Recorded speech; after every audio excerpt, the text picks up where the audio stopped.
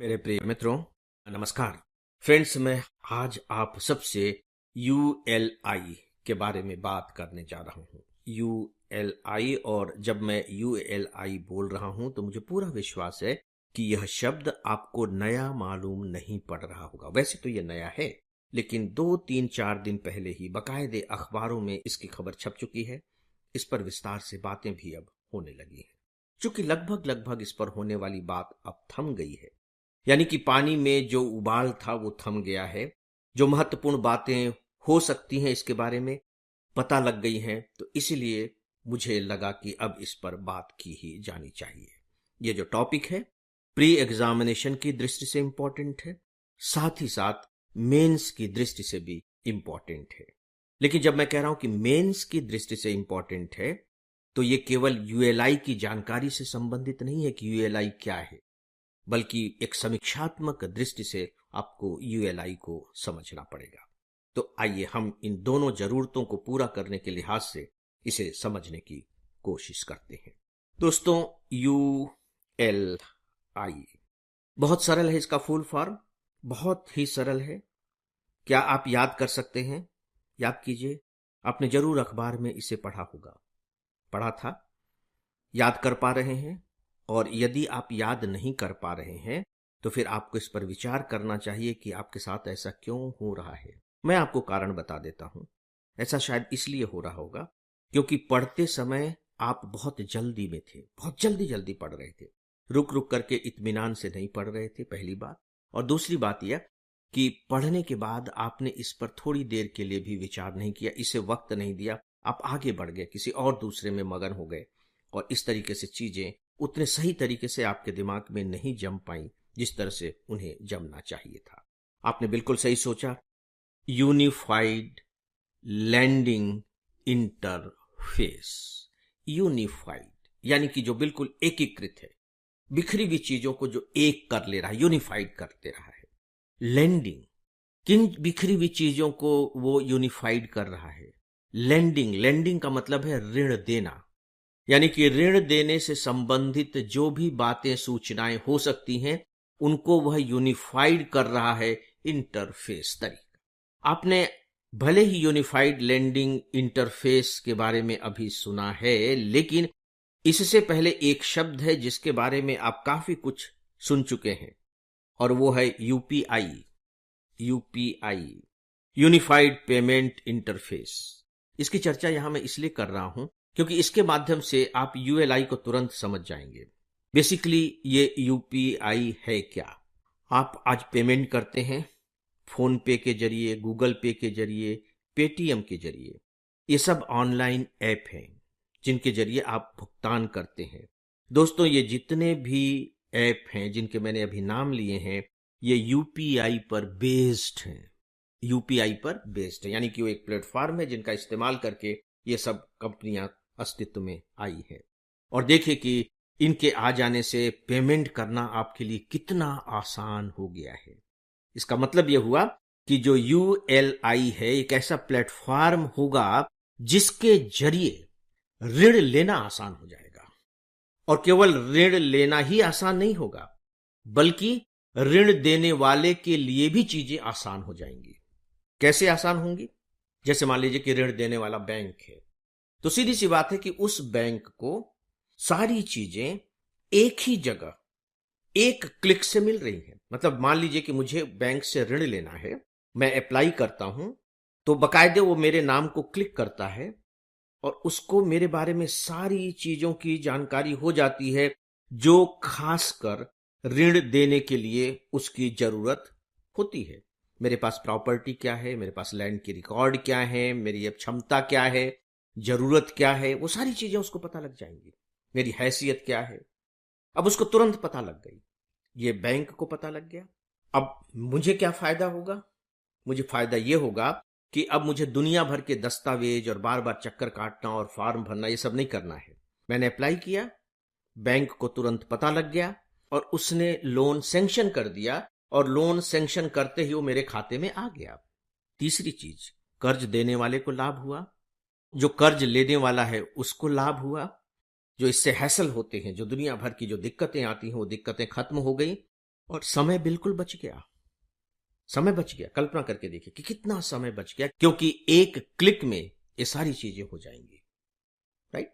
अब हम इसके दूसरे पहलू पर आते हैं। इसका दूसरा पहलू क्या है दोस्तों? ये जो तैयार किया गया है, जो यूएलआई, बेसिकली इसका जो फोकस है, इसके केंद्र में है।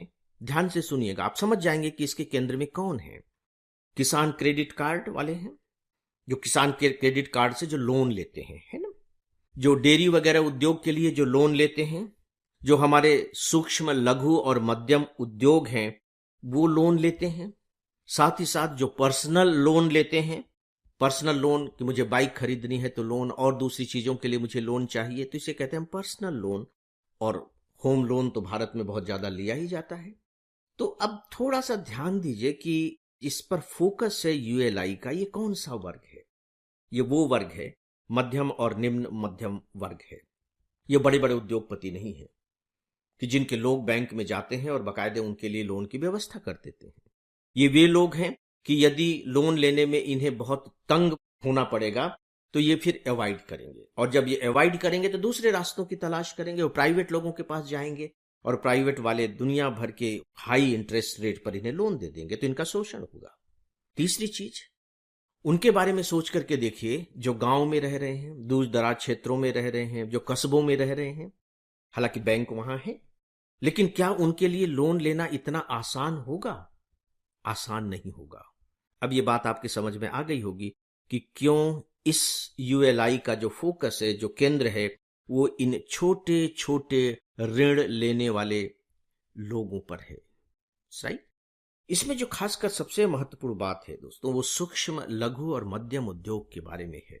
ये आपके सिलेबस का बहुत इंपॉर्टेंट टॉपिक है, राइट। इस पर आपकी अच्छी तैयारी होनी चाहिए, हमेशा इस पर अच्छी तैयारी रहनी चाहिए, क्योंकि ये हमारे पूरे के पूरे अर्थव्यवस्था की रीढ़ की हड्डी है। ऑनलाइन में बहुत डिटेल में मैंने लेक्चर में अपने इसके बारे में बातें की हैं। अभी जो हमारे यहाँ जो लोग सूक्ष्म लघु और मध्यम उद्योग है, उनकी जो बहुत बुरी हालत है, उसका एक बहुत बड़ा कारण यह है कि उनके पास धन की कमी है। तो सवाल यह उठता है कि इन्हें धन कैसे उपलब्ध कराया जाए। तो मुझे व्यक्तिगत तौर पर ऐसा लगता है, और जहां तक मुझे ध्यान आ रहा है, शायद रिजर्व बैंक ऑफ इंडिया के जो हमारे गवर्नर साहब हैं, उन्होंने ये बात कही भी थी कि इससे बाकायदे खासकर इस क्षेत्र में एक क्रांति जैसी आ जाएगी। यानी कि इस क्षेत्र को बहुत आसानी से लोन उपलब्ध हो सकेगा, यानी कि ये लोन लेकर के निवेश कर सकेंगे, इन्वेस्ट कर सकेंगे। और सीधी सी बात है कि जब ये इन्वेस्ट करेंगे, इससे लोगों को रोजगार मिलेगा, हमारी अर्थव्यवस्था को गति मिल सकेगी। तो इस तरीके से ये बहुत इंपॉर्टेंट है लघु सूक्ष्म और मध्यम उपक्रमों को लोन उपलब्ध करा पाना। दूसरा, कृषि क्षेत्र, जो मैंने कहा किसान क्रेडिट कार्ड। कृषि क्षेत्र, कृषि क्षेत्र के बारे में भी अब आप देखेंगे कि इस बजट के बाद से काफी बातें होने लगी हैं कि भारत को अगर आर्थिक तरक्की करनी है तो कृषि क्षेत्र में उसे निवेश बढ़ाना होगा, कृषि के क्षेत्र में उसे काम करना होगा, वहां इनोवेशन लाने पड़ेंगे, नवाचार करने होंगे। काफी बातें होने लगी, आपने अगर गौर किया हो तो सीधी सी बात है कि जो लोन कृषि क्षेत्र को मिलेगा वह भी निवेश ही होगा। देखिए, दो तरह के आप जानते हैं कि लोन लिए जाते हैं। एक तो है कि आप खर्च करने के लिए ले रहे हैं, लेकिन जब हम खर्च करते हैं तो उससे भी कहीं ना कहीं उद्योगों को गति ही मिलती है। मैं कुछ भी चीज खरीदूं, चाहे बाइक भी खरीदूं, तो बाइक उद्योग को गति तो मिलेगी ना। लेकिन जो कृषि क्षेत्र और ये जो लोग सूक्ष्म लघु मध्यम उद्योग क्षेत्र है, ये जब ये निवेश करते हैं तो निवेश की तुलना में कई गुना ज्यादा फायदा होता है। अब आप देखिए कि हमारी अभी वर्तमान स्थिति क्या है। ये बहुत अच्छे आंकड़े हैं, इन्हें आपको नोट भी कर लेना चाहिए। जैसे हमारे जो सूक्ष्म लघु और मध्यम उद्योग हैं, वह उसके केवल 14% लोगों तक ही हमारे ऋण की पहुंच है। मतलब जो ऋण की रिक्वायरमेंट है उसकी हम केवल 14% पूर्ति कर पा रहे हैं। जो खुदरा ऋण लिया जाता है कंजप्शन के लिए, उसके केवल 11% की पूर्ति कर पा रहे हैं। सोच करके देखिए। और जो किसानों के क्रेडिट कार्ड के जरिए जो लोन की मांग है, उसके केवल 4% तक ही हम भरपाई कर पा रहे हैं। कल्पना करके देखिए कि यहां मांग और पूर्ति के बीच में कितना जबरदस्त गैप है। अब थोड़ी सी इस बात की भी कल्पना कर लीजिए कि यदि इस गैप को भर दिया गया तो आपको नहीं लगता है कि बैंकिंग क्षेत्र में एक क्रांति सी आ जाएगी, और जो लोन का पैसा जब अर्थव्यवस्था में आएगा तो इसकी गति बहुत तेज हो जाएगी। अगर हम 2022 के आंकड़ों को लेकर के चलें तो उसमें साफ तौर पर यह रिफ्लेक्ट होता है कि हमारे जो 67% लोग जो लोन लेने वाले हैं वो या तो गांव में रहते हैं या कस्बों में रहते हैं, जिसे हम अर्ध शहरी क्षेत्र कहते हैं, 67%। और इन लोगों तक खासकर जो ऋणदाता हैं यानी कि जो बैंक्स हैं उनकी बहुत अच्छी पहुंच नहीं है। तो दोस्तों, ये मैंने जो थोड़ी सी बातें की हैं, क्या आपको ऐसा महसूस नहीं होता कि सच में जिस दिन इसे लागू कर दिया जाएगा और ये बहुत अच्छे से काम करने लगेगी, उस दिन ऋण के क्षेत्र में एक जबरदस्त किस्म की क्रांति आ जाएगी। और जब बैंकों में क्रांति आती है तो याद रखिए कि जो बैंकों की क्रांति होती है वो अर्थव्यवस्था की क्रांति का संकेतक होती है। और इस तरीके से ये जो यूएलआई है बाकायदे ऋण क्रांति का अग्रदूत बनने वाला है। तो फ्रेंड्स, इस विषय के बारे में बस इतना ही, और इसी के साथ ही दोस्तों आज के इस डेली ऑडियो लेक्चर को भी यहीं समाप्त करता हूं। नमस्कार।